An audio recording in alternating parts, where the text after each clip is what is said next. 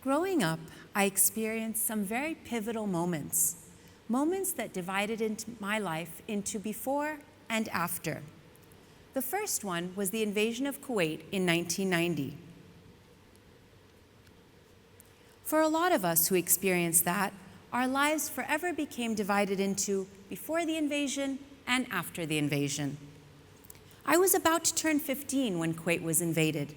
I had just finished my freshman year at the Kuwait English School and was at our summer home in Mission Viejo, California.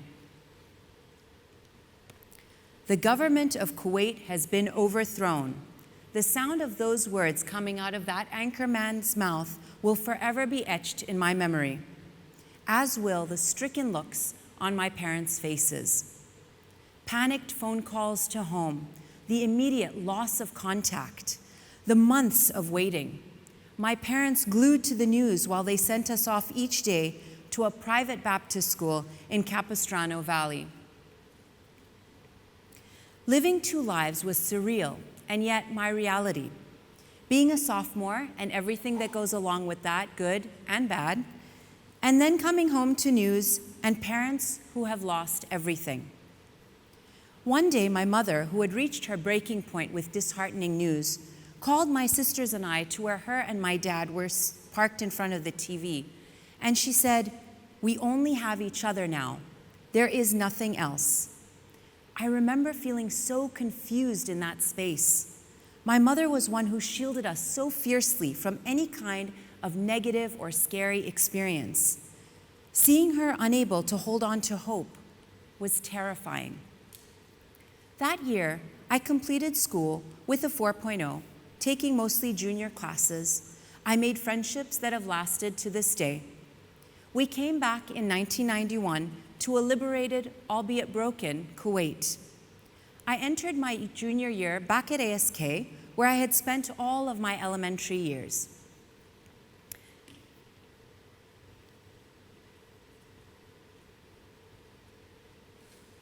There were some familiar faces and many new faces, and there was excitement and sadness and hope. The skies were black from the oil well fires, and our school uniforms were stained black when it rained. We probably should have been in masks, but this was before COVID. We probably should have been in therapy for the trauma we had experienced and were still experiencing, but we were not. We watched our parents rebuild their lives and the country, and in turn, we rebuilt some semblance of a normal teenage life. In the midst of these pivotal moments, we rarely have time or space to pause and reflect on what is happening or what it is doing to us.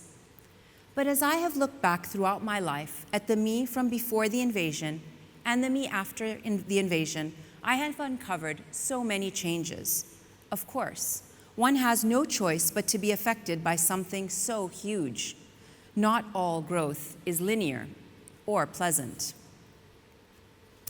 I'm sure some of you caught what I said a few seconds ago when referring to not wearing masks in 1991 because it was before COVID.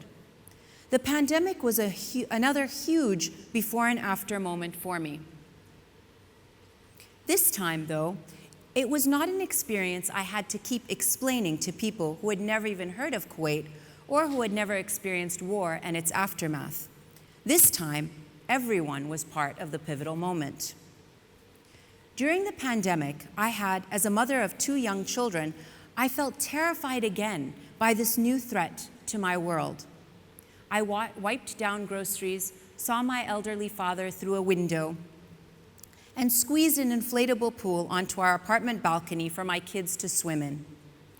I was worried about my kids being confined indoors for so many months in a row. Then my eldest sister, who had been in Kuwait in the summer of 1990, reminded me that during the invasion, her 3 kids never left the house or saw any other children. Perspective is everything. I scrolled through social media and was furious at the injustices and inequalities on my feed every day. Barbed wires and beach chalets, vaccines doled out by nationality, not by risk factors, and the already wide gap in education between the more privileged of us in the private sector and those in the public sector turning into a chasm. I also watched students learning online. Some thrived and some flailed. I thought to myself, this is the moment. After the pandemic, we can take so much of what we have seen and create so much good. But we were all in a rush to go back to the way things were before. Back to school, now with more screen time than ever, back to classrooms and sitting for hours, back to the have and have not realities. I left out one pivotal moment in my life that was and remains extremely personal and difficult to talk about. One that perhaps bridges the other two pivotal moments in some unexpected ways. The death of my mother in 2002. My mom, who had never smoked a day in her life, was diagnosed with lung cancer when I was 25 years old.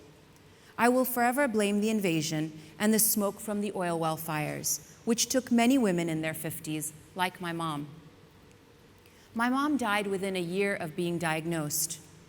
I won't speak about the horror watching my mom struggle to breathe, the trauma of losing her, the fear that this was going to kill my dad too with his already weak heart. No, there are too many memories and feelings to unpack there, and this is not the forum. What I will speak about is how I stayed home for almost the entire time my mom was sick. Time was too precious to spend away from her.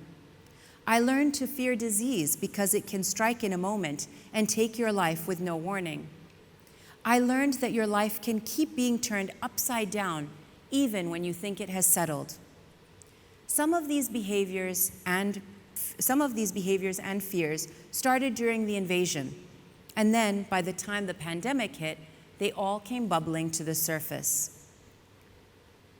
Staying home, disease, anxiety, uncertainty, injustice, worlds turned upside down, and time now, lots of time to pause, to reflect, to sit with feelings, no matter how uncomfortable. I reflected on how humanity can rush past pivotal moments without taking stock and capitalizing on the opportunity to change course. Kuwait after the invasion, the world of education now amidst a pandemic. More personally, I looked back and saw how war left its mark on a 15-year-old, even one who had the privilege of being a refugee in Southern California, even one who knew my parents would always protect me. Looking back, I saw a perfectionist, getting a 4.0, having my school cheer in the chapel when it was announced that I had achieved this, though my country was at war. But I also saw how my anxiety ballooned in the next year, going from a dull hum through my childhood to a much louder and more persistent buzz. Looking back, I saw how watching my mom get sick and becoming a caregiver at 25 isolated me from my friends, who were too young to know what I was going through. I saw how my anxiety morphed into full-blown health anxiety. I saw how losing my mom before getting married and having kids made me a more fearful mother. I saw how the pandemic had intensified all these fears.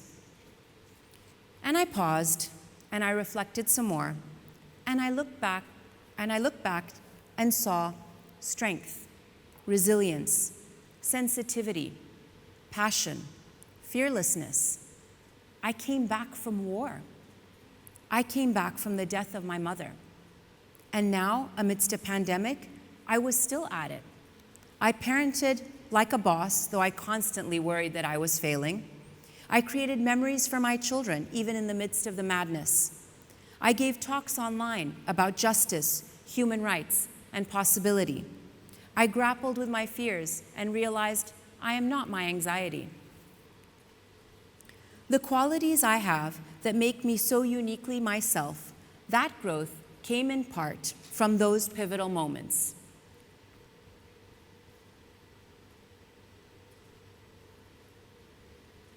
Do I wish such experiences on anyone? No. Like I said, sometimes growth is not pleasant. But in the after, it is a comfort to see I am still here, and I am more me than before. Right now, though, We are inside another pivotal moment, one that makes me more fearful than ever before.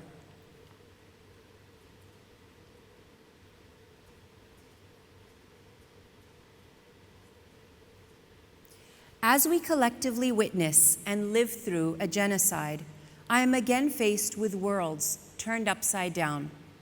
There will be no after for so many Palestinians, and I am fearful because I cannot imagine an after for humanity without them.